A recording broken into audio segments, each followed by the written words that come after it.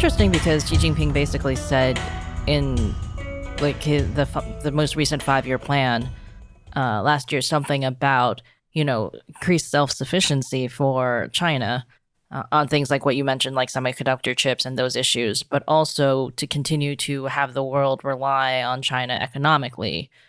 And to continue to get people like Ray Dalio to invest money in China. I don't know if that was said so explicitly, but do you think they can do this where they can essentially insulate themselves and yet have the rest of the world still rely on them in this like have your cake and eat it too kind of way?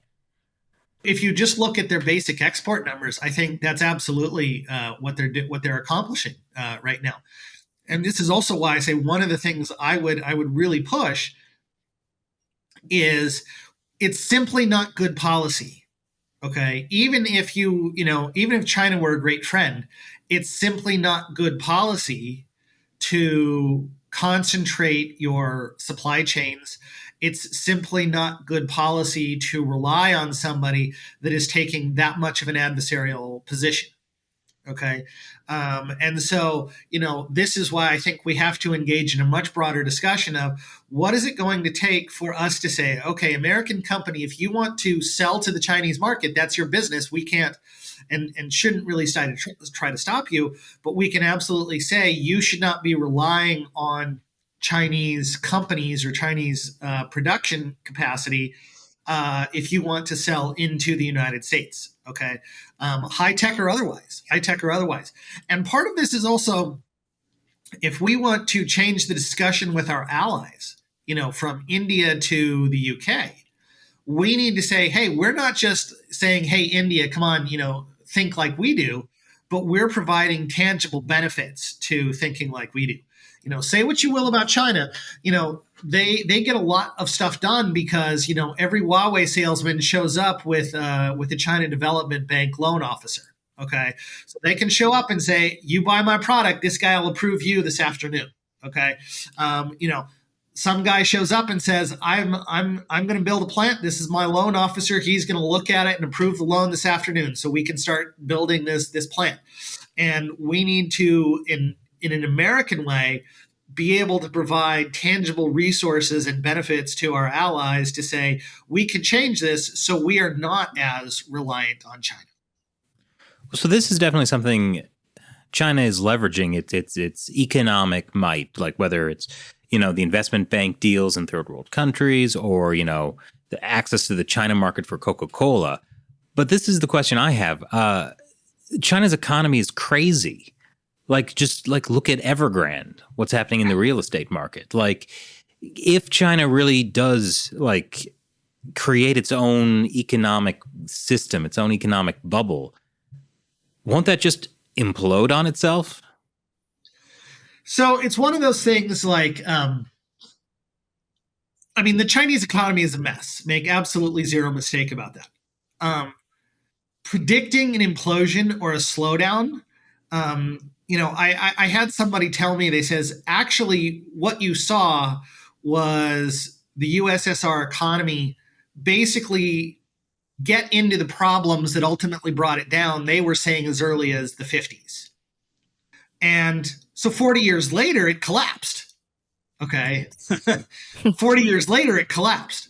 So predicting an implosion of, the Chinese economy, look, people have asked about Xi Jinping, and I would say, well, look, if Xi Jinping dies of a heart attack, in a month, that wouldn't surprise me. If Xi Jinping ruled for another 25 years, that also wouldn't really surprise me. Okay. So predicting some type of implosion or something like that, I think is a very dangerous policy plank to hang your hat on. And I think we would need to approach it as we need to expect that China's economy is going to keep plugging along, regardless of what their true growth rate is going to keep plugging along for the foreseeable future. And at the very least, we need to make it much harder for them to carry out their economic policies of gaining influence in other countries around the world.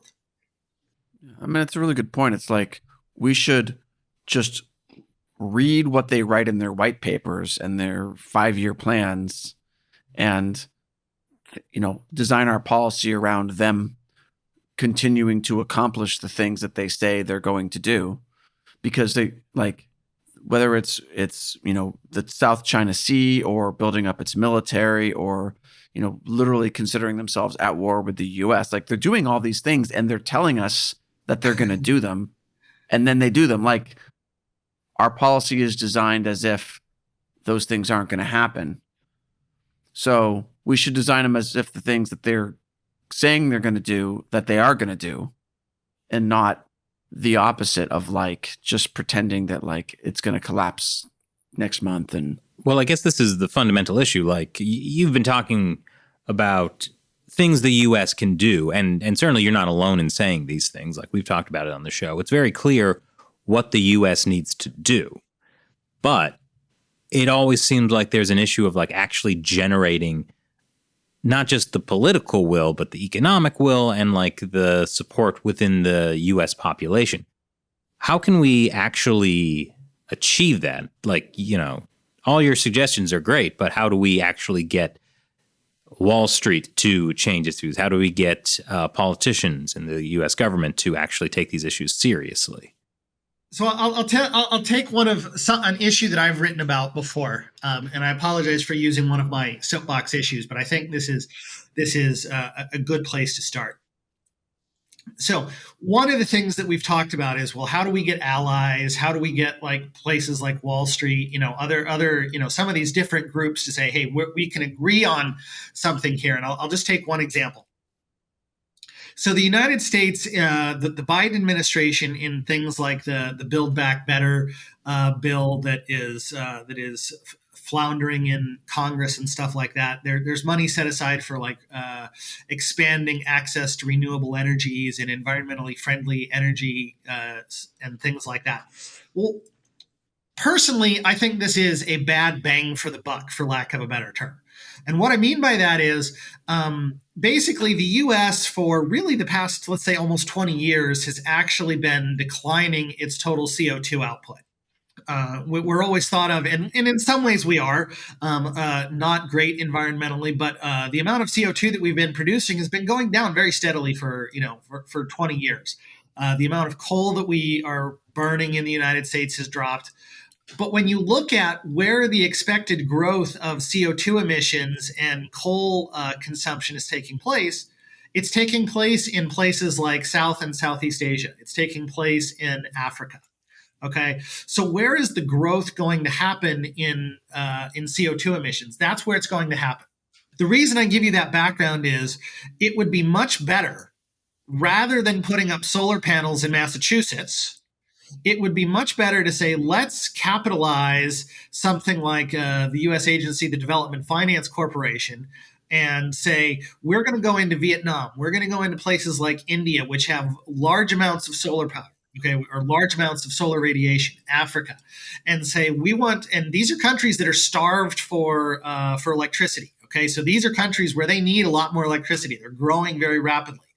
Okay, where we can go in and say, we're going to finance renewable energy for you at some type of at lower rate, so that your country can have access to cleaner energy, make a bigger impact on the environment at large, especially over the next 20 years, as this is where electricity growth is rapidly taking place. This is going to help with allies. This is going to need some sophisticated financing, for hundreds of millions, if not billions of dollars.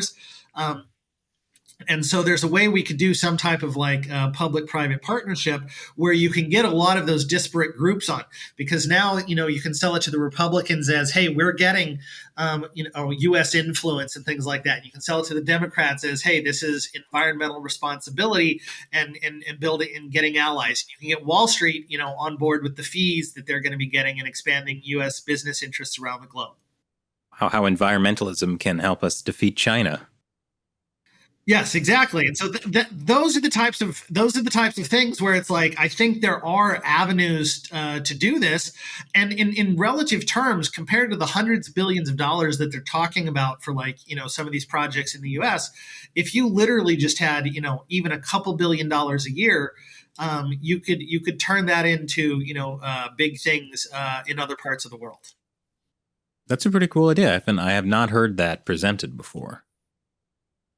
And you could do a similar thing with like 5G, because people talk about 5G, but really you're talking in probably the low to mid single digits a year in network spending on 5G equipment, in 2022, things like that. You're probably starting to get up into the $5 and $6 billion. But that's the kind of thing where the US government could offer, for instance, to Latin American countries, Asian countries, where if they agreed to keep Chinese network companies out, we could give them concessionary financing to buy non-Chinese, whatever company they wanted to buy it from, Japanese, Korean, European.